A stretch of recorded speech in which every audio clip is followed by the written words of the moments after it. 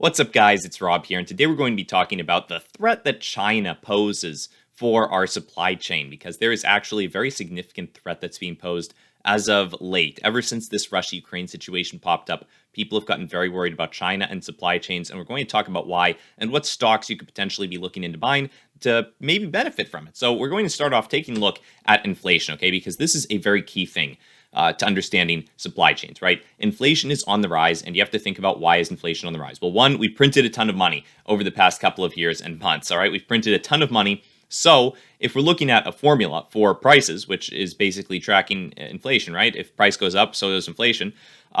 If we're looking at why prices have gone up, we're seeing two things. According to this formula, right? And it's a very basic formula. It's obviously more complex than this in real life, but we've simplified things for the video, right? Price equals demand minus supply. So as demand increases and supply stays the same, you will expect to see an increase in price, okay? And as supply decreases and demand remains the same, you would expect to see an increase in price. Well, what we're actually seeing now is neither of those situations. It's actually a situation where demand is increasing because we've got all this extra money that's flooded into the system, and supply is actually decreasing because of supply chain issues. And so that means price increases a whole bunch, all right? We see big price increases, which we're currently experiencing, specifically in some key industries that we're going to be looking at right now. So the first industry, the main industry that have been having extreme supply chain issues are used cars and trucks, okay? Used cars and trucks, you can see their prices over the past 50, 70 years here. And most recently, you can see there has been a huge spike up in prices, very sudden, probably the quickest spike that we've ever seen in used car and truck prices. And you're probably wondering what the heck, why is that the case, right? It's because used cars and trucks, there's more demand for them because newer cars and trucks are becoming tougher and tougher to make. People aren't able to get the semiconductors that they need, the chips that they need, right? You guys have probably heard of the chip shortage. That is affecting cars and trucks dramatically. It's also affecting, PCs and tech businesses and whatnot. So there's a bunch of industries being affected by this, but specifically used cars and trucks are a big user of those chips. And this supply chain issue could be getting worse, not just because of China, which we're going to talk about in a second, but also because of the Russian invasion of Ukraine. That could further strain the US chip supply shortage for auto and tech industries. And the reason is Russia and Ukraine are critical suppliers of neon gas and palladium that are used to produce these semiconductor chips. So these are the raw materials, essentially, that you're putting into the chips. And if Russia and Ukraine are either being destroyed by Russia or having sanctions placed on them, if you are Russia, then there's potentially a tough situation to get these raw materials that are necessary for the chips. Now, the White House earlier said this month that chip suppliers should diversify their supply chains in order in case Russia retaliates against threatened U.S. sanctions, okay?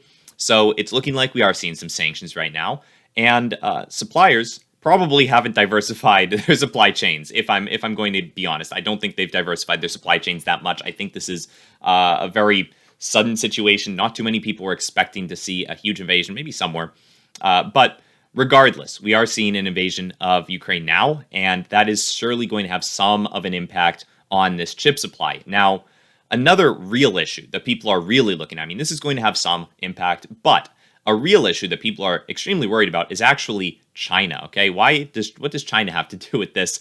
Well, it's not so much that China produces a ton of semiconductors for us, but it's actually what China is looking into that's very worrying for some people, because China has refused to call the Russian attack on Ukraine an invasion, all right? And people are suspecting they might be doing this because of one of these trending Twitter topics, all right? The number one topic is obviously Ukraine, but the fifth trending topic is Taiwan. For those of you who don't know about Taiwan, it's an island right off the coast of China, and there's basically always been a little feud between Taiwan and China. China always says Taiwan is part of China, it's not its own country, and Taiwan maintains its independence. So it was actually earlier today the number 2 trending topic on Twitter, but now it's number 5, and we've gotten some very worrying reports out of Taiwan. And the reason we're going to be talking about Taiwan, just very briefly, is going to become very clear in just a second. So Taiwan's Air Force scrambles to warn away 9 Chinese aircraft that enter its air defense zone, Taiwan's defense ministry has said, on the same day that Russia invades Ukraine. So already we're seeing China poke at Taiwan, which is not a good sign, all right? We really don't want to see this. Now, Ben Shapiro has also weighed in on this. He said, 2020, China takes Hong Kong, the West does nothing. 2021, the Taliban are handed Afghanistan by the West. 2022, Russia takes Ukraine, the West is in retreat. and everyone with half a brain knows that Taiwan is next on the menu. So a lot of people think that China is going to take Taiwan. In fact, China just announced Taiwan is not Ukraine. And that actually sounds good at face value, right? Just reading that, you might think, well, they're not Ukraine. That means they're not going to invade. But if you actually go on to continue that sentence, they say China just announced Taiwan is not Ukraine and is an inalienable part of China. So it definitely doesn't sound good. We could certainly see China making a move on Ukraine after the response to Russia's invasion of Ukraine, or we could see China making a move on Taiwan after Russia's invasion of Ukraine hasn't been met with too much resistance, too much force. It's been met with some sanctions. Obviously, China doesn't want those. But if they really want Taiwan, there is a key reason why it could be very bad for supply chains if they end up going in there, all right? These two charts that we're about to look at are going to show why Taiwan is so important to the semiconductor industry, all right? Taiwan dominates the foundry market, and that's essentially the market for foreign imports of semiconductors, all right? It's basically how many semiconductors are imported foreignly, and 60% of total global foundry revenue last year went to Taiwan, all right? 60% of the semiconductors sent out of the country by revenue were from Taiwan. And it's looking like they produce a ton of semiconductors for us, mostly TSMC, which is Taiwan Semiconductor Manufacturing Co. It's a company, you could even buy shares of this stock, I believe. But the gist of this is they produce a whole bunch of semiconductors on that little island right there. And it is looking like a very dangerous situation for the prices of used cars, the prices of new cars, the prices of anything that really involves semiconductors, any kind of technology, probably has some kind of chip in it. And we could definitely see inflation going a decent amount higher if we do end up seeing China invade Taiwan. And potentially some stocks could be benefiting quite a bit from this. All right, who could be benefiting from Taiwan going under, or at least being stalled and a bunch of tension being surrounded regarding the semiconductor issue, okay? Who could benefit from this? Well, there are a couple of companies like nvda or Intel or AMD that are American companies that are producing semiconductors and have their hands in the game, all right? They are producing semiconductors as well. They've been taking a hit lately, unfortunately, but they were actually doing quite well during the first half of the year. Sure, lately, a lot of things have been taking a hit ever since November just about, but these companies could make a decent-sized comeback and are actually pretty green today. If you look at the charts and the bars, they're all up over 3%, almost 4% on AMD. So all of these companies are doing decently well.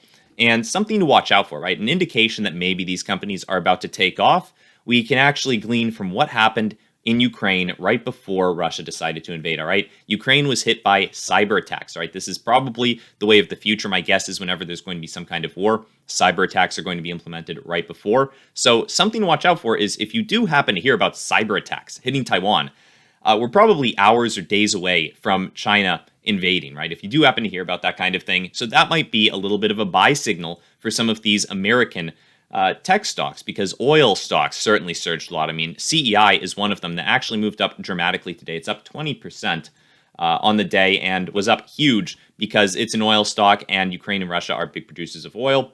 So oil stocks that aren't based in Ukraine and Russia were actually up pretty darn big. Similar thing could happen with American semiconductor firms if we do end up seeing China invade Taiwan and reduce the supply of semiconductors even more than they've already been reduced by. So that was just a little theory that I had and something I wanted to discuss and to also talk about, the potential devastating situation for Taiwan if China does decide to invade. So hopefully you guys enjoyed that, and keep in mind none of this is financial advice. Other than that, guys, though, have a great day. I'll see you in the next one. Bye.